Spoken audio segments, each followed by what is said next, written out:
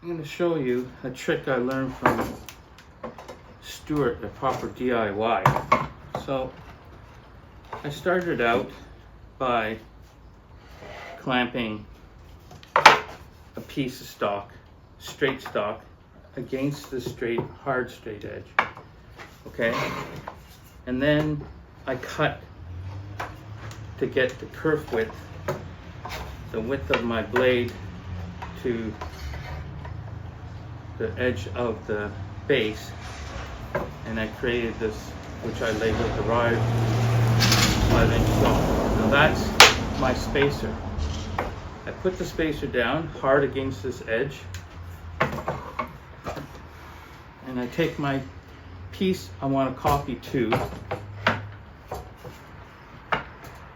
put it right against that edge too, and I take my original, this is the copy, this is original, I put it on top, tight against this piece again, and I'm going to ride this on the edge here with the table saw, with the circular saw, and we'll see what we get.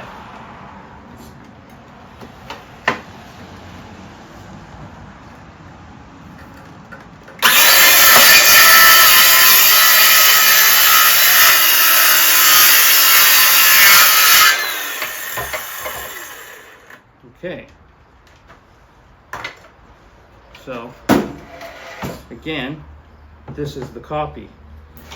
So now I take and look, the copy and the original are the exact same length, and I can do that over and over and over again, and I'll end up with all the drawers, fronts and sides, all the same size exactly, without measuring, as long as you already have your original size set up. It's a really good method, and I'll put a link in the video from Stuart at Proper DIY, and he can explain it better. He always does better videos, but take a look, and always duplicate parts that way. I'll show you the end result in just a second. So here I finished cutting 4 pieces, just to show you they're perfectly the same height. Perfect. Can't get better than that. Perfect.